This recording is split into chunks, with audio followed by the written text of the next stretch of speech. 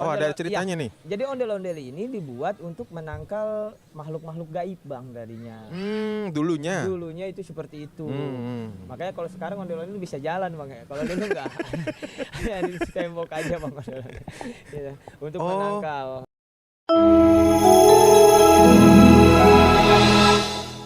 Selamat siang, sore, malam buat teman-teman DPR Podcast. Kali ini kita shootnya di sore hari yang agak-agak syahdu nih. Karena pada episode kali ini kita kedatangan seorang tokoh ya. Seorang tokoh pemerhati budaya. Tepuk tangan, beri aplaus buat Bang Adi semuanya. Assalamualaikum Bang Adi. Waalaikumsalam warahmatullahi wabarakatuh. Gimana, sehat Bang? Alhamdulillah sehat. Sehat ya? Gitu. Dari mana nih Bang Adi nih sebelum kemarin nih? Saya hari ini biasa bang masih dalam rangka 17 Agustusan ya. Jadi masih ya teman-teman banyak yang ajak sono ajak sini gitu. Untuk memeriahkan di wilayahnya masing-masing. Oke. Sebelum kita ke pertanyaan yang seru-seru, saya mau nanya nih, mungkin teman-teman juga ada yang belum ngerti nih. Bang Adi tuh siapa sih Bang Adi tuh? Baik bang, sebelumnya perkenalkan nama saya Adi, biasa dipanggil Adi Gondrong di kalangan budaya Betawi Kota Tangerang khususnya. Umumnya di se-Jabodetabek. Dan sebelumnya salam hormat salam santun saya kepada seluruh tokoh budayawan khususnya budaya Betawi Kota Tangerang, Cing RW Supri, Cing RW Dadang, terus Cing RW Amril yang di Pinang, Batu Ceper, dan mungkin tokoh-tokoh Betawi lainnya sebelumnya gitu, karena memang beliau yang mendukung dan mensupport serta mengapresiasi segala kegiatan kebudayaan Betawi gitu, sampai saat ini. Dan saya juga salam hormat saya, salam santun kepada abang-abang senior saya, abang-abang seperguruan saya senior, ada Cang Sadli, ada Pak RT Sarudin, ada Cang Abdul Kadir, Bang Prianto, Bang Mulyadi Kimung, dan abang-abang perguruan saya yang tidak bisa saya sebutkan, mohon maaf. Mudah-mudahan ini menjadi mulai kita untuk bagaimana budaya kita biar bisa berkembang lagi bang ke depannya di Kota Tangerang. Amin. Oke. Nah, Bang Adi ini kan apa ya kita nyebutnya, pelaku budaya lah ya, bisa dibilang kayak budayawan gitu mungkin ya. Enggak bang, kayaknya Apa kalau tuh? Budayawan kayaknya masih jauh ya. Tapi saya coba penggiat dan pelestari aja ya penggiat bang. dan pelestari ya. Oke. Kalau Bang Adi ini aslinya mana? Betawi Tulen atau gimana nih? Kalau saya kebetulan ibu dari Tanjung Priuk bang. Ibu dari Tanjung Priuk. Ya, saya besar di Poris bang. Besar di Poris. Besar di Poris. Wah, berarti Poris Tangerang ya? Ya, Poris Tangerang bang. Yang pertama saya mau tanya nih, Betawi kan itu bahasanya dulu deh, kita ngomongin bahasa. Baik. Dari bahasa nih di Jakarta sendiri kan kayak lu gue, ada yang aneh ente, ada yang lu gua gitu. Itu tuh sebenarnya melekat di beberapa daerah atau memang ada pakemnya nih, Betawi yang sebenarnya tuh pakai bahasanya ini gitu, atau gimana tuh?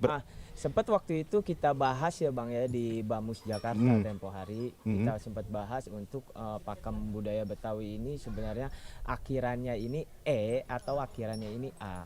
Akhirnya di setiap wilayah bang, khususnya si Jabodetabek ini itu punya kulturnya masing-masing. Nah Tangerang ini akhirannya A, jadi kalau di Tangerang di Jakarta itu aye, di Tangerang itu jadinya ayah gitu. Oh, gitu. Ayah. Iya, jadi kulturnya seperti itu, Bang. Jadi akhirannya jadi di sini jadinya A gitu.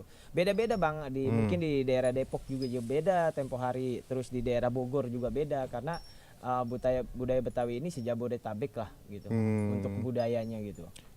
Tapi kan yang orang tahu nih, Bang, kalau Betawi itu identiknya sama Jakarta, Batavia gitu kan. Betul, kayak gitu. Betul. Nah, kalau misalnya ada yang bilang, lu asalnya dari mana? Gue Betawi. Oh, Tapi lu tinggal di Tangerang nih, lu kelahiran Tangerang, yang bikin lu Betawi itu apanya gitu. Oke, baik. Nah, jadi definisi Betawi itu Betawi karena memang orang Jakarta, apa Betawi ada definisi lainnya tuh? Iya bang, jadi kalau Betawi ini yang kita kembangkan adalah budaya Betawi, jadi kultur budayanya gitu. Budaya Betawi adalah kultur budayanya yang kita kembangkan gitu. Jadi Betawi itu bukan hanya cuma punya Jakarta, tapi Betawi itu punya Jabodetabek bang. Gitu. Jadi kultur budayanya yang kita bawa. Oh, kulturnya ya. Kulturnya. Ya nggak bedanya atau Pak, gimana? di kota Tangerang ini ada 3 kultur budaya bang. Oh gitu. Ada 3 kultur budaya, jadi budaya Betawi, budaya etnis Tionghoa, sama budaya Pasundan Pak. Sebenarnya kota Tangerang itu melekat sekali dengan budaya Pasundan karena leluhur dulu itu wilayahnya Tangerang ini dengan Pasundan. Nah, seiring dengan perkembangannya zaman, akhirnya adanya 3 kultur budaya yang ada di kota Tangerang.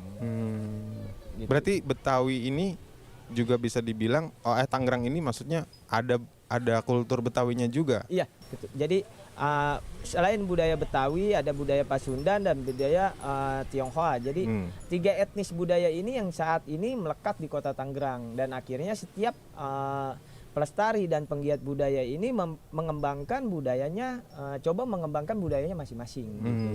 Tapi tidak bukan untuk menjatuh-jatuhkan, tidak bang, tapi kita untuk mengembangkan dan kita memberi contoh bahwa dengan kultur budaya yang berbeda aja kita masih bisa bersatu. Oke. Gitu, sebagai penggiat nih, Bang Adi, sebenarnya bisa dijelasin nih, seni budaya Betawi itu cakupannya apa aja sih, Bang? Kalau yang ada di Tangerang aja deh gitu. Kalau untuk seni budaya Betawi sendiri, Bang, itu apa aja tuh? Ada lenong, tari-tarian, seni silat tradisional, terus palang pintu, manusia petasan, dan makanan tradisional khas Betawi. Seblak itu Tangerang apa Betawi itu? Oh, kalau seblak itu kayaknya maksudnya mungkin makanan modern ya bang ya. Maksudnya makanan modern ya, karena sudah di situ ada makanannya, jenisnya ada sosis apa segala macam. Oh iya, betul. Kalau gado-gado masuknya masih bisa bang. Oh, gado-gado ya. Iya, kalau gado-gado kita masih masuk Betawi. Oh, kalau misalnya gado-gado itu yang direbus ya? Iya, yang sudah mateng itu bang. Oke. Menurut saya mungkin gitu, seperti itu kayaknya. Tapi balik lagi ya bang, kultur budaya ini di kota Tangerang alhamdulillah sudah mendapat respon bang dari Disbudpar Kota Tangerang. Itu sekarang ini sudah mendapat respon. Memang perjuangannya juga nggak mudah gitu. Dan saya juga terima kasih banyak kepada seluruh penggiat yang masih eksis ya. Salah satunya Ketua Umum Si Benteng Kota. Jadi ada organisasi bang di. Oh, ada perkumpulannya. Ada perkumpulannya, kita di sini ada Si Benteng Kota, Silaturahmi Budaya Betawi Benteng Kota Tangerang. Kebetulan ketuanya itu abang saya Bang Muhammad Samsul Anwar, atau kita kenal biasanya Bang Sampitung. Beliau ketuanya, ketua umumnya. Dan kebetulan salah satu masih ada pembinanya juga di sini, itu masih keluarga besar kita bang. Jadi di sini tergabung jadi ada 63 sanggar di Si Benteng Kota itu. Oh ya? Ya, di Bang Sampitung itu, di beliau. Awalnya dari 6 sanggar 2016, sekarang jadi 63 sanggar untuk Kota Tangerang. Misalnya Bang Adi ini lebih aktifnya di mana nih? Tarian atau apa? Ya, kalau saya sendiri bang, memang di beberapa item ini kita sering aktif ya. Tapi khusus di sanggar kami, kami punya sanggar kami namanya Sanggar Siliwa Al Istiqomah, berletak di Jalan Menteng Betawi, Gang Piha, Poris Pelawat, RT 1 dan RT 4, RW 03. Gitu, kita ada 2 sanggar di sini. Itu kita ada seni palang pintu yang kita kembangkan di sanggar tersebut, dan kita ada seni kreasi silat tradisional Betawi gitu. Karena kenapa seni kreasi silat bisa di festivalkan, karena Betawi ini memiliki jenis atau jurus yang berbeda-beda bang. Jadi nama jurusnya itu berbeda-beda. Oh, kalau di silatnya sendiri itu banyak ya? Di silatnya sendiri itu banyak jurus bang. Ya mungkin salah satunya saya sebutin Siliwa, Seliwa, Beksi, Besi, itu lain bang. Cingkrik, teroktok, kelabang nyebrang, ya itu lain. Iya, Itu iya. beda-beda bang, beda-beda. Oh, perguruannya juga beda-beda Dan ya. beda-beda perguruannya masing-masing. Oh, Dan tapi masih tetap satu Betawi gitu masih lah ya. Betawi, tapi nama jurusnya itu berbeda-beda. Bedanya apa nih Bang antara silat Betawi sama silat kayak contoh lah PSHT gitu misalnya. Perbedaan silatnya tuh apa sih? Yang paling kelihatan gitu. Sebenarnya bang, kalau silat tradisional itu semuanya sama bang ya, karena unsurnya tuh sama. Bertahan, pertahanan, menyerang. Jadi semuanya sama sih tokohnya. Tapi yang membedakan adalah kembang atau jenis main jurusnya yang membedakan. Karena memang kami di Betawi itu tadinya hanya mungkin kalau zaman dulu itu kita belajar jadi ngumpet-ngumpet untuk melawan penjajah tadinya awalnya. Dan akhirnya kan sekarang ini kalau mohon maaf ya, sekarang sudah berkembang lagi untuk IPSI, Ikatan Pencaksilat Seluruh Indonesia itu. Dia berkembang lagi jadi IPSI gitu. Nah sedangkan tradisional Betawi ini benar-benar yang dari adat budaya leluhur-leluhur kita bang tadinya. Jadi silat turun-temurun lah ini gitu. Sampai ke sini gitu. Sampai sekarang Iya, ya. sampai sekarang yang masih bisa kita kembangkan. Kalau dulu digunakan sebagai perlindungan diri, Betul. kalau sekarang sebagai seninya ya. Seninya yang kita kembangkan. Oke, gitu. oke. Berarti Bang Adi ini sebagai pengelola sanggar nih ya. Iya, Atau salah satunya ya, salah satu pengelola. pengelola. Nah, seberapa besar sih animo anak muda lah, anggaplah gitu anak muda nih, Oke. ketertarikannya terhadap seni budaya Betawi khususnya nih di lingkungan Tangerang dulu deh, Oke, baik. gitu. Iya gini bang, alhamdulillah bang ya. Untuk saat ini memang adanya kita mendirikan suatu sanggar adalah untuk bagaimana agar yang pertama tujuan kita yang pertama adalah bagaimana agar jangan sampai budaya kita tuh hilang tergerus zaman dan kita tidak memiliki regenerasi berikutnya. Betul. Nah dari situlah bang kita coba merekrut generasi muda bang. Jadi alhamdulillah di sanggar kami itu rata-rata ya hanya pengurusnya aja bang yang orang tua. Dan sedangkan anak-anak semua ini anggotanya ini anak muda semua. Anak bang. muda semua ya. Jadi agar jauh dari pergaulan bebas saat ini bang, anak-anak muda itu coba kita rangkul dan coba kita rekrut untuk menjadi anggota di sanggar kita dan akhirnya dia bisa mengembangkan seni silat tradisionalnya dan alhamdulillah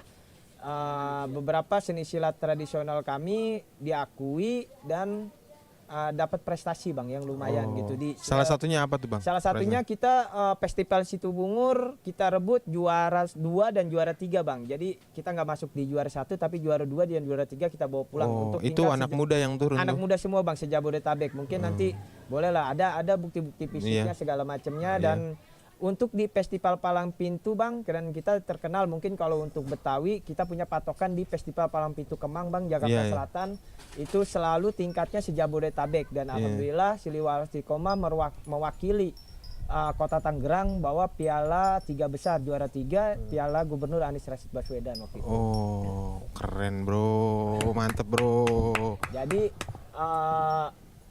di kami itu kami coba anak muda yang berkembang bang dan akhirnya beliau bisa mengembangkan apa yang dia punya, apa yang dia ingin gitu. Akhirnya dari yang tadinya cuma dia pikir hanya untuk mempertahankan diri, ternyata bisa sampai di tahap sampai ke prestasi. Bang. Prestasi ya. Prestasi.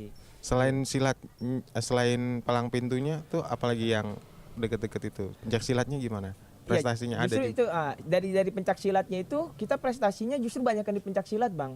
Di pencak silat bergrup ya, tapi bergrup itu kita buat koreo sebagus mungkin tapi dengan gerakan seni silat yang akhirnya nanti memang kita agak sedikit ekstrim bang kayak pakai gitu. golok pun kita pakai golok tajam gitu kadang-kadang suka latihannya seperti itu gitu. Latihannya bang kita udah kita coba seperti itu ya akhirnya alhamdulillah kita mendapat apresiasi waktu itu tapi kita itu tadi bilang bang bedanya kita dengan IPSI bang kalau IPSI kan mohon maaf ya kita kalau dia ini latihannya dia udah pakai golok tumpul bang nah salahnya kita karena masih tradisional itu pakainya golok tajam dan akhirnya kita pun disuruh pakai golok yang tumpul agar tidak membahayakan seperti itu. Pernah ada ya namanya kita pas latihan pakai senjata tajam gitu kan punya resiko ya bang ya. Alhamdulillah sih bang ya gitu. Sampai saat dan detik ini resiko kecelakaan itu tidak ada gitu ya paling istilahnya pernah lah sedikit-sedikit gitu. Tapi kalau fatal nggak ada sih, nggak ada resiko-resiko fatal karena segala sesuatunya pada saat kita untuk masuk di seni, Bang, yang tadinya kita harus mukul perut, jadi kita akhirnya kena mukul tangan sebelah kiri gitu. Jadinya kita belokin di sedikit, kita buat seninya sedikit gitu. Jadi nggak selalu kita ambil habis seperti itu. Itu dari silatnya ya, Bang? Dari silatnya sendiri mungkin daripada palang pintunya, Bang, kayaknya kita lebih berekreasi di seni silat tradisional ya, Bang. Oh, lebih tereksposnya di seni silat tradisional. Bahkan terakhir itu dari beberapa perguruan tinggi, Bang, di Jabodetabek ini meliput ke sanggar kita waktu kita bawa pulang seni silat tradisional Betawi, Bang. Waktu itu juara karena masuk juara umum, akhirnya sampai dipinta sampai beberapa dari itu minta difilm dokumenterkan waktu itu. Oh, minta didokumentasiin ya. Dokumenterkan gitu. Jadi banyak lah, Bang, kalau untuk dari seni silatnya gitu. Dan memang yang diakui si Jabodetabek adalah besi atau beksi ini salah satu jurus itu diakui adalah dari Kota Tangerang, berasal dari Kota Tangerang, dan itu ada di daerah Benda, Bang. Di daerah Benda gurunya. Nah, mungkin nanti kalau untuk lebih lanjutnya atau seperti apanya nanti misalnya mau dikembangkan apa yang mau digali gitu, nah nanti saya akan coba bantu. Oh, siap. Nih, Bang Adi sendiri sebagai penggiat seni Betawi udah berapa lama sih, Bang? Kalau saya gini, Bang, mungkin kalau saya belajarnya itu saya dari tahun 97, Bang. Saya 97. Belajarnya ya, tapi mulai belajarnya. Mulai eksis saya untuk mengembangkan budaya Betawi pada saat orang-orang tua saya itu di sini, orang abang-abang senior saya di sini itu mensupport, Bang. Dari mulai abang-abang senior saya mensupport, beliau ayo coba bisa nggak gitu budaya Betawi berkembang di Kota Tangerang gitu. Pas mulai itu di tahun 2016 saya baru pertama kali ngadain acara namanya Gebiar Budaya Betawi Kota Tangerang. Tadinya ada, Bang. Tadinya ada yang coba membangkitkan budaya Betawi juga, tapi tidak eksis. Oh, gitu. nggak eksis. Ya akhirnya saya coba bangkitin 2016, kebetulan bertempat di Ampera, tempat Cing RW Supri itu 2016 kita bawa nama si Babe Poris, Silaturahmi Budaya Betawi Poris. Itu boleh Abang cek juga, waktu itu diliput oleh Tangerang TV waktu itu acara itu. Nah, dari situlah awal kebangkitannya sampai terbentuklah si Benteng Kota dan sampai saat dan detik ini gitu. Oh, si Benteng Kota ini jadi satu kelompok besar dari sanggar-sanggar kecil ini ya. Dari sanggar kecil ini jadi kelompok besar gitu, Bang. Oh, berarti Bang Adi ini salah satu penggagasnya lah ke situ ya. Ya, mungkin saya salah satu peluru lah, Bang lah. Maksudnya saya yang bagian kesana kesini gitu. Karena bagaimana caranya kita biar bisa mempersatukan seluruhnya gitu, Bang. Menurut Bang Adi nih, perkembangan seni Betawi sendiri di Kota Tangerang tuh seperti apa nih? Alhamdulillah sih, Bang, untuk saat ini dan perhatian dari Disbudpar serta dinas-dinas yang lainnya sudah mulai mensupport, Bang. Yang tadinya mungkin sanggar kita beralasan tanah, sekarang sudah ada yang pakai matras, Bang. Dan tadinya kita belum punya musik alat kesenian Betawi Gambang Kelomong, sekarang di Dinas Budaya dan Pariwisata sudah ada ya. Gitu. Sudah mulai lah, Bang. Memang mulai dilihat ya. Ya, memang tidak semudah membalikan telapak tangan, tapi setidaknya bertahap sudah mulai. Yang tadinya sanggar itu latihan di tanah kosong, sekarang udah diberi fasilitas matras, terus seni islaminya dikasih alat-alat hadro, marawi, segala macamnya itu di tiap-tiap masjid sekarang sudah ada, Bang. Sudah diberikan gitu. Tinggal bagaimana sekarang itu tugasnya para tokoh-tokoh masyarakat setempat nih, Bang. Dari RT RW itu tugasnya bagaimana biar merangkul anak-anak muda untuk berapresiasi di kegiatan-kegiatan yang positif. Oh iya. Ada nggak sih, Bang, ketika Abang nih memperjuangkan seni Betawi ini hambatan-hambatan yang sekiranya menurut Abang kayaknya ini butuh waktu deh untuk, atau sekiranya menurut Bang Adi nih susah nih, biasanya kan bentrok sama pola-pola pikir, pola-pola pikir orang tua gitu tuh. Nah, Abang tuh pernah nggak mengalami itu, dan apa yang abang lakukan tuh solusinya? Ya memang sekali lagi bang ya, di setiap kegiatan, jangankan kegiatan yang buruk ya, yang baik pun banyak penghalangnya bang. Maksudnya penghalangnya ini mungkin menurut kita benar, belum tentu menurut orang tua kita itu benar bang. Itu sering terjadi, bahkan saya sendiri pun disanggar kadang-kadang. Anak adik-adik saya ini saya ingin buatkan dengan apa namanya, saya ingin ke seni kreasi silat misalkan. Kalau abang-abang saya bilang enggak. Jadi banyak bang, banyak ya pro kontra lah bang. Apalagi dan alhamdulillah sih bang ya, belum lama ini saya sih udah diundang untuk Raperda, jadi rancangan peraturan daerah Kota Tangerang bang. Yang tadinya kita masih pro kontra bang, di DPRD kota pun kita masih pro kontra. Di Tangerang sendiri pun, dan akhirnya sudah mulai masuk sekarang di rancangan peraturan daerah Kota Tangerang bang. Oh, yang tadinya tuh sebenarnya nggak pernah diomongin tuh nggak pernah diomongin bang, dan sekarang alhamdulillah sudah masuk di tahap itu. Memang belum diresmikan dan belum diketuk gitu bang. Berarti tinggal ketuk aja. Wah, panjang, minta doanya aja biar panjang umur perjuangan. Gitu. Palang pintu sendiri tuh sebenarnya punya sejarah nggak sih bang? Maksudnya kenapa jadi akhirnya jadi palang pintu jadi salah satu bagian dari kesenian Betawi? Kan pasti punya historinya tuh. Iya. Gitu. Jadi gimana tuh bang? Sedikit aja sih bang ya gambaran, tapi juga mohon maaf juga kalau salah ya. Tapi karena belum pakemnya belum diresmikan. Belum diresmiin ya. Jadi yang setahu saya adalah adanya antara dari karena punya gurunya masing-masing bang. Jadi di salah satu daerah ini punya anak tuan tanah yang dilamar dengan anak dari kampung sebelah yang suka sama anak dari tuan tanah tersebut gitu tadinya, seperti itu. Dan akhirnya para jago yang dimiliki tuan tanah dan dimiliki oleh dari pihak si pria ini akhirnya berkelahi bang. Jadi kalau dari pihak tuan tanah ini kalah, maka lamarannya ditolak. Lamarannya diterima. Oh, diterima. Kalau yang dari pihak laki yang kalah, maka lamaran dari pihak laki ditolak. Seperti itu sih. Berarti sedikit gitu. Asal mulanya tuh dari situ ya. Dari situ, bang. Akhirnya jadi tradisi tuh. Akhirnya jadi tradisi untuk budaya Betawi tersendiri. Iya, gitu. Termasuk kayak misalnya adu jago-jagonya gitu, adu silat beneran gitu. Iya, sampai adu silat beneran tadinya. Nah, kebetulan untuk sekarang ini kita kembangkan jadinya jadi kesenian aja. Kesenian yang akhirnya dimainkan oleh persanggar dengan peran yang jawara yang di sebelah mempelai pria dan jawara yang di sebelah mempelai jadi wanita. Dua kubu lah gitu ya. Dua kubu gitu. Iya, oke. Menurut Bang Adi sendiri nih, ada nggak kesulitan-kesulitan yang dialami nih sama Bang Adi saat mempelajari seni palang pintu ini nih? Jadi memang kita dari dasar ya bang ya, dari dasarnya ini seni palang pintu ini bisa keluar berdasarkan dasarnya ini kita memiliki seni silat tradisional Betawinya dulu bang. Oh, dari silatnya dulu berangkatnya?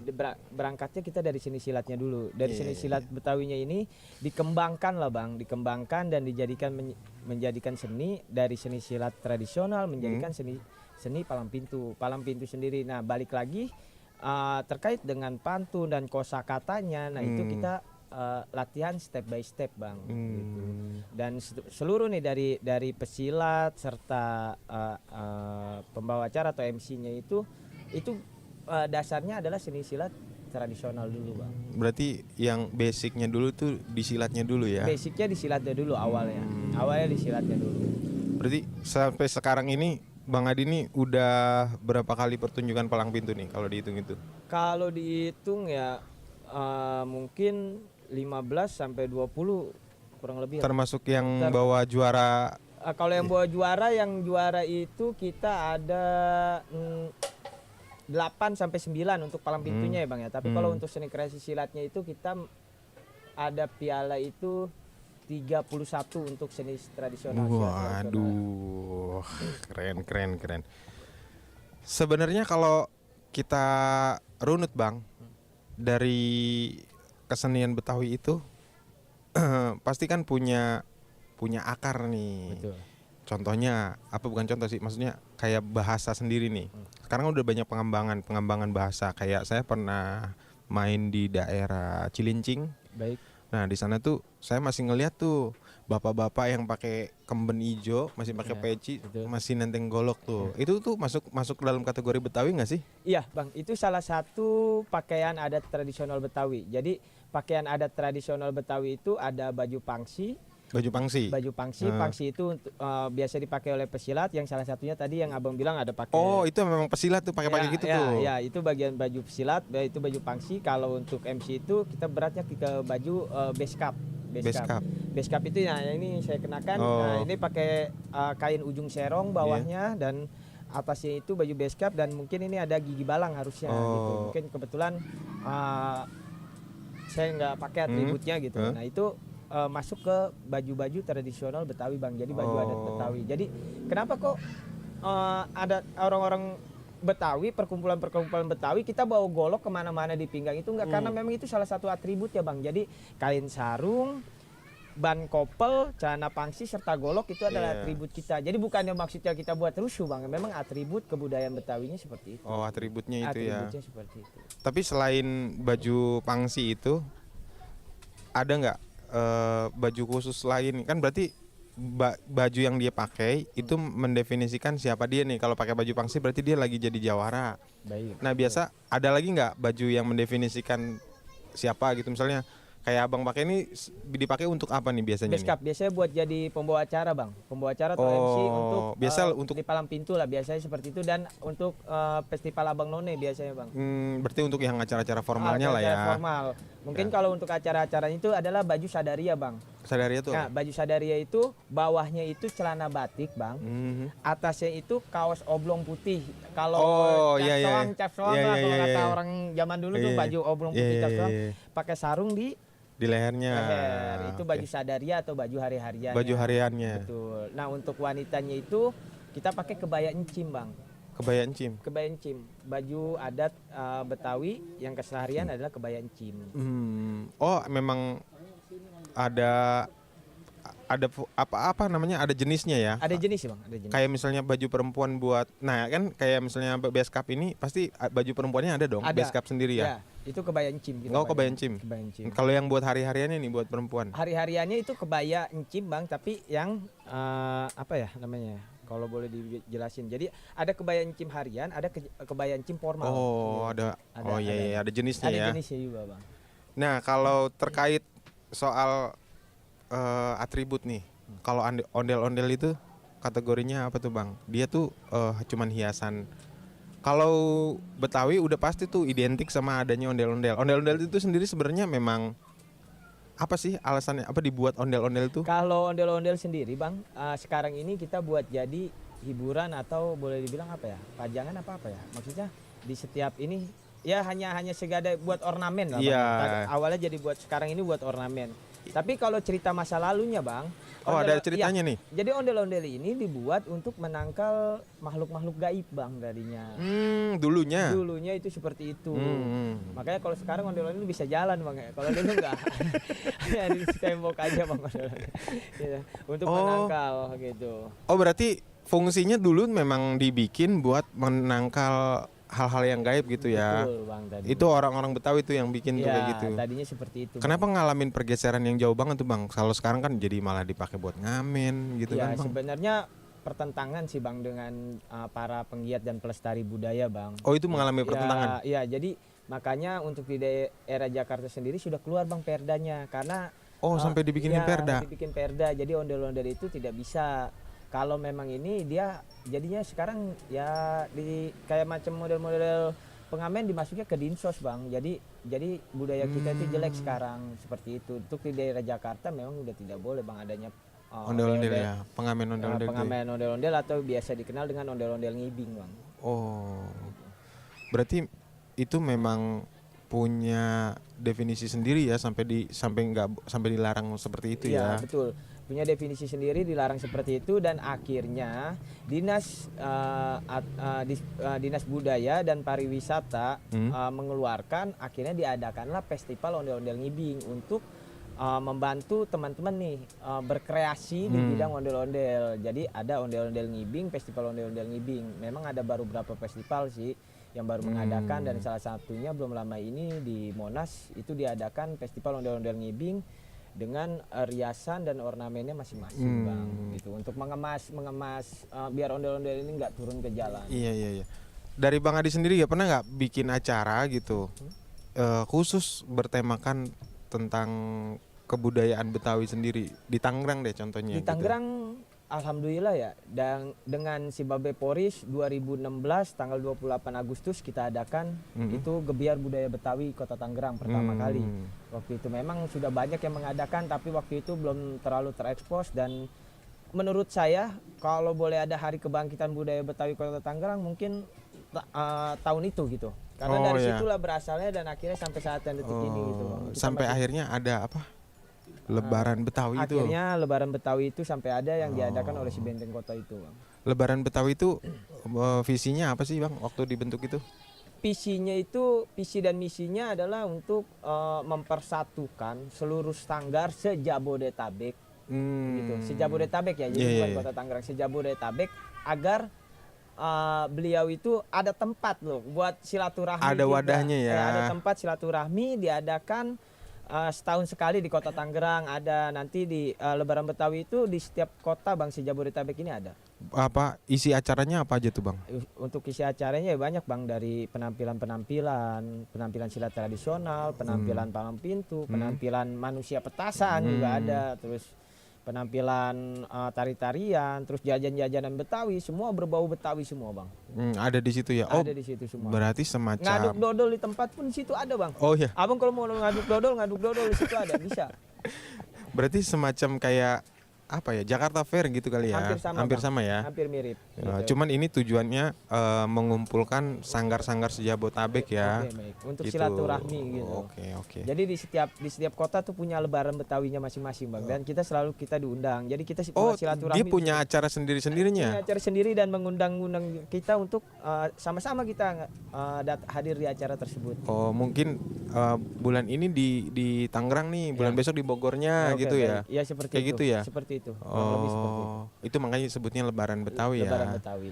Ibaratnya hajatan kesenian Betawi. Betul, gitu ya. Hajatannya kesenian Betawi. Memang sekarang ini alhamdulillah ya, belum lama ini Bang, di Setu Cipondo ini Dinas Budaya mengadakan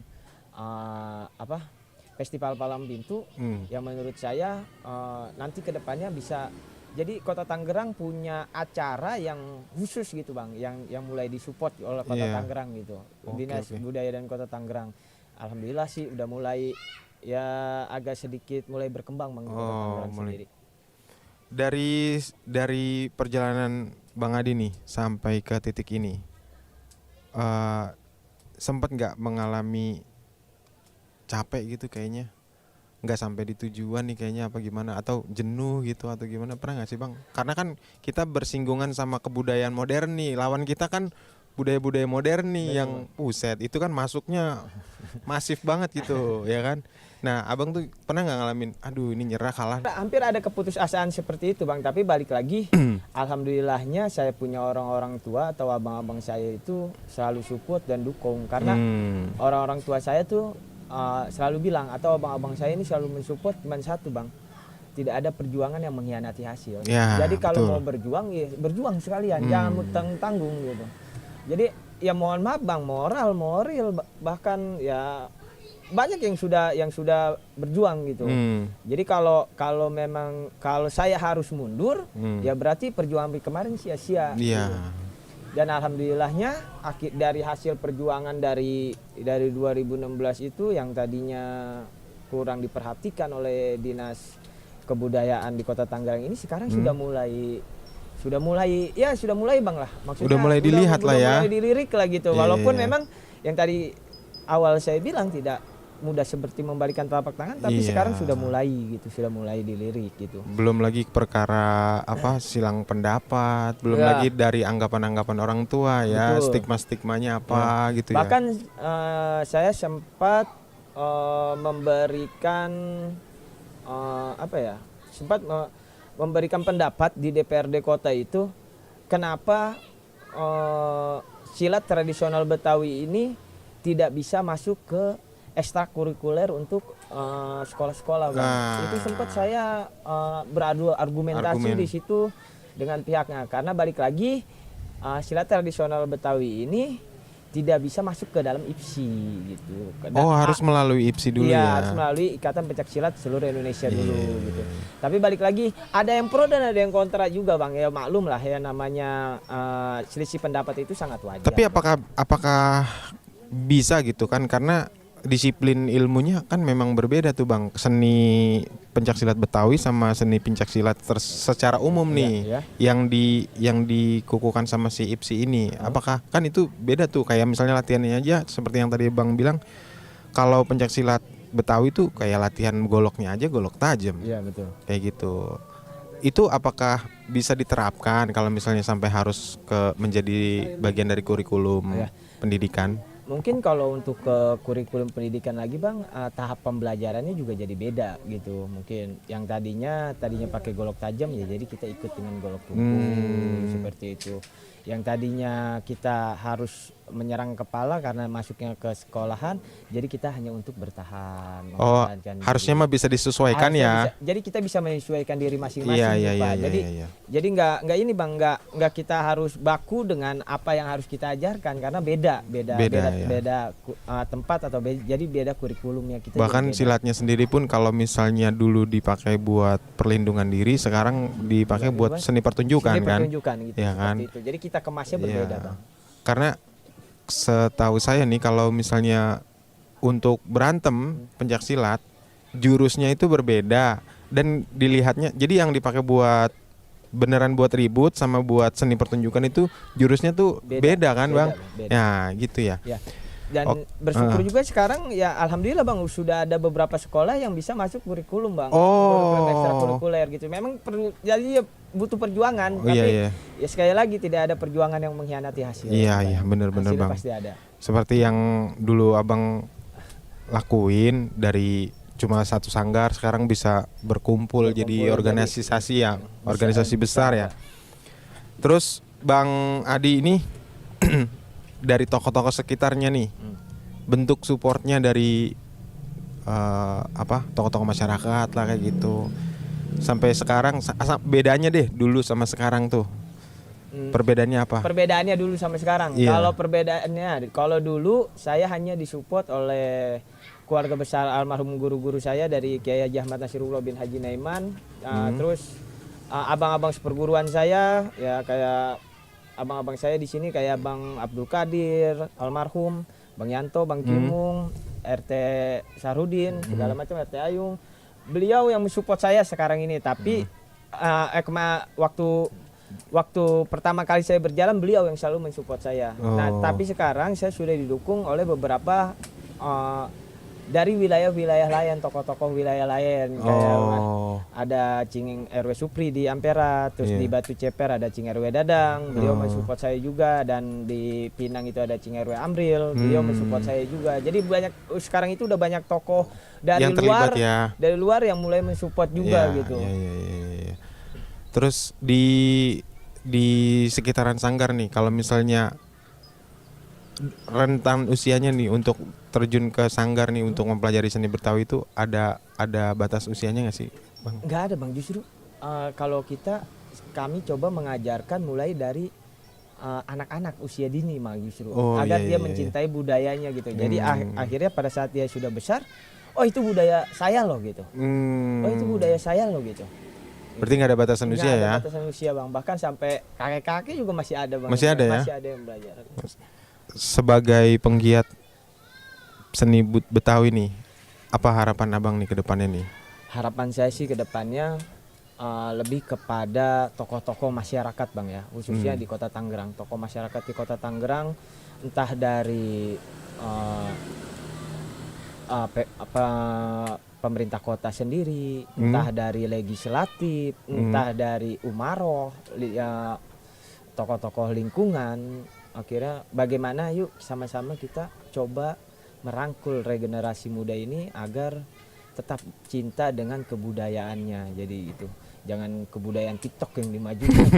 Itu betul Bang. Jadi kebudayaan kita ini harus dirangkul. Nah, itu balik lagi tugas tokoh-tokoh wilayah setempat, Iya. Bang. Mungkin lebih sering dibikin acara-acara kebudayaan Betawi kali ya, Iya. kayak misalnya festival kayak ada lebih sering kayak Lebaran Betawi lah atau lomba festival-festival palang pintu mungkin yang akan lebih sering kali ya. Ya mungkin harapan saya sih ke depannya, Bang. Harapan saya ke depannya bagaimana pemerintah kota ini lebih memperhatikan dan lebih bisa turun langsung ke wilayah dan ke lingkungan, memantau secara langsung. Jadi jangan hanya cuma katanya, oh di sono ada sanggar loh, oh di alamat ini ada sanggar, oh di alamat ini ada sanggar. Tapi nyatanya di pemerintah kota sendiri pun belum bisa turun langsung ke wilayah. Gitu. Berarti supportnya itu dimaksimalkan lagi lah ya Bang ya. Mungkin kalau untuk Kepala Dinas Budaya dan Pariwisata Pak Rijal Ridhaullah mungkin Kota Tangerang mungkin lebih bagaimana bawahannya ini agar lebih coba bisa turun ke bawah, Pak Sumangku, Pak Kabid Budaya mungkin bisa nonton juga nanti biar saya tag videonya. Boleh. Biar beliau menonton dan apa sih yang harus dilakukan adalah karena sekali lagi Kota Tangerang ini adalah kota yang multikultur. Kami tidak pernah membedakan etnis A, etnis B atau etnis C. Jadi mau kita di sini budayakan dan kembangkanlah kebudayaan asli dari Kota Tangerang. Gitu. Itu.